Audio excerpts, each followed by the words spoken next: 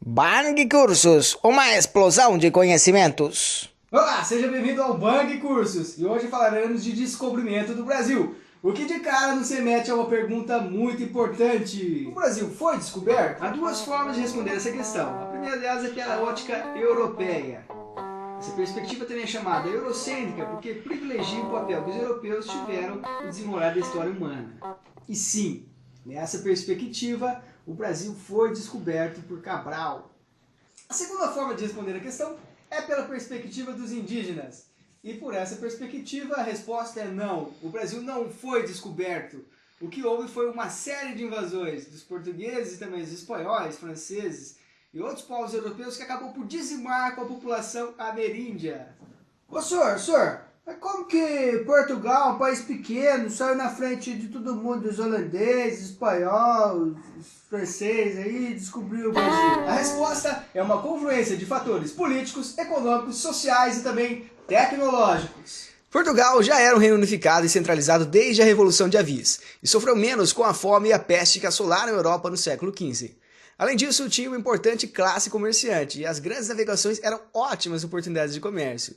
Esses caras investiram nisso e quase toda a população portuguesa foi envolvida na criação desse empreendimento marítimo mundial.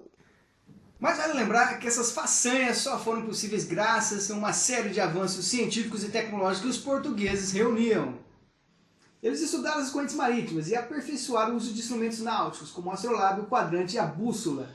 Além disso, desenvolveram um tipo de embarcação muito rápida, que era a menina dos olhos de Portugal, a caravela. O astrolábio era usado para medir a altura dos astros no horizonte, e assim como o quadrante ajudava os navegantes a saberem sua localização de acordo com a posição dos astros. A bússola também contribuía para isso, apontando sempre o norte. Já a caravela era leve, veloz e ágil para manobras costeiras, segundo os padrões da época, e foi muito utilizada pelos portugueses a partir de 1441.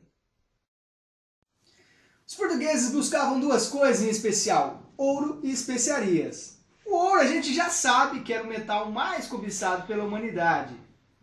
Mas que diabos os portugueses queriam com as tais especiarias? Coisas do tipo pimenta, cravo e canela.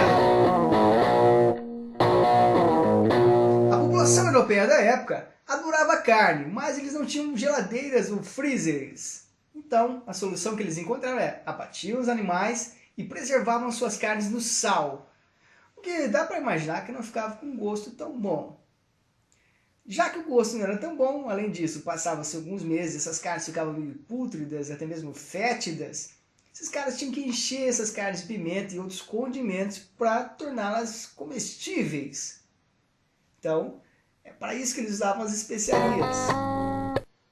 O fato é que os europeus sabiam que as especiarias eram muito abundantes na Índia. No entanto, a ligação mais evidente do Ocidente com a Índia era através do Oriente Médio. Mas o Oriente Médio era dominado pelos muçulmanos, que os ibéricos, ou seja, espanhóis e portugueses, vinham expulsando de sua península já há alguns séculos na chamada luta de reconquista.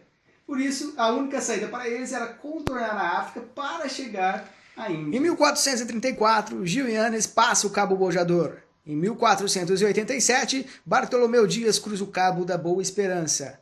E depois disso ficaria fácil para, na década seguinte, Vasco da Gama alcançar a Índia. Inicialmente, os portugueses não adentravam o território africano. Eles estabeleciam feitorias no litoral e comerciavam com a população nativa. De lá, eles traziam ouro, marfim e também escravos. Os escravos eram enviados para as Ilhas Atlânticas de Portugal, onde se plantava cana-de-açúcar e trigo. Vasco da Gama regressou de sua viagem às Índias em 1499 e certamente o seu regresso foi muito mais comemorado do que a descoberta do Brasil no ano seguinte. Além disso, a maioria dos historiadores concorda que a chegada de Pedrinho ao Brasil foi meramente acidental. Segundo os documentos da época, ele estava no caminho das Índias. Há outros historiadores que garantem que Portugal já sabia da existência dessas terras, a ponto de, durante a confecção do Tratado de Tordesilhas, brigar por elas. No entanto, nada sugere que eles tivessem a mínima ideia do tamanho dessas terras. O que é mais plausível é que eles quisessem assegurar o domínio de ilhas que pressupunham existir ao longo da rota para a Índia. O que corrobora essa versão é que Cabral, quando chegou ao Brasil, fez a aguada, ou seja, o reabastecimento de água das embarcações, e seguiu rumo à Índia, e mandou apenas uma embarcação de volta para Portugal para dar notícia do achamento dessa terra. A primeira expedição de reconhecimento dessas novas terras partiu do Tejo em 5 de maio de 1501. Eram apenas 3 embarcações, mas em uma delas estava o famoso navegador Américo Vespúcio. Note bem que portugueses e espanhóis faziam essas conquistas em nome de Deus e da cristandade. Por isso, por onde eles passavam, eles davam o nome do santo do dia. É por isso que temos, por exemplo, o Cabo de Santo Agostinho, né? Onde eles passaram em 28 de agosto. Temos a Baía de Todos os Santos, onde eles passaram em 1º de novembro. E depois, em 6 de janeiro, Angra dos Reis, por exemplo, e 22 de janeiro, São Vicente. Mas, por quase 3 décadas, Portugal não deu a mínima para esse território recém-descoberto. Todas as suas atenções estavam voltadas para a Índia. Agora, no entanto, voltemos ao ponto de vista dos índios. Mas, para isso, temos que responder uma questão inicial básica. O que é um índio? A primeira coisa a se constatar é que os índios não se chamavam por esse nome. Foram os europeus que deram o nome índio, acreditando que estavam perto da Índia.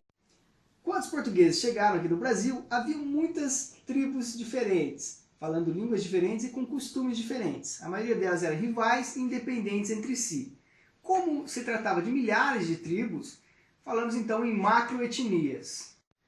Temos 2 grandes macroetnias no Brasil pré-Cabral, então. A primeira delas é composta pelos tupis-guaranis. Os tupis estavam principalmente no litoral paulista, enquanto os guaranis na Bacia do Prata. Todos aqueles que não falavam o tupi-guarani eram chamados pelos tupis de tapuias. Esse grupo abrigava tremembés, goitacazes e aimorés. Essas tribos falavam a língua do tronco G e, em geral, eram muito mais hostis à presença europeia e portuguesa que as tribos tupis. A maior parte do que sabemos sobre os ameríndios da época colonial provém de cronistas e observadores que eram brancos, cristãos e europeus. O hábito cultural que mais chocava os europeus da época era a antropofagia presente nas tribos, ou seja, o canibalismo. Dizia-se entre os portugueses que os tupinambás comiam inimigos por vingança. Já os aimorés o faziam somente porque apreciavam demais a carne humana. Eles costumavam dizer que os indígenas não tinham 3 letras em seu alfabeto: F de fé, L de lei e R de rei. Certamente isso é um exagero, porque os indígenas tinham um tipo de fé, tinham também leis que valiam para a sua sociedade e, além disso, também reconheciam lideranças políticas. Os ameríndios do Brasil praticavam a caça e a coleta, mas também a agricultura, o que pressupõe que eles tinham conhecimento das plantas, do clima e de ferramentas e técnicas de plantio. Eles não possuíam moedas e por isso praticavam poucas trocas entre tribos. No entanto, o principal item dessas trocas eram mulheres, mas também havia troca de itens de luxo, como por exemplo penas de tucano. O impacto da colonização europeia para os ameríndios foi devastador.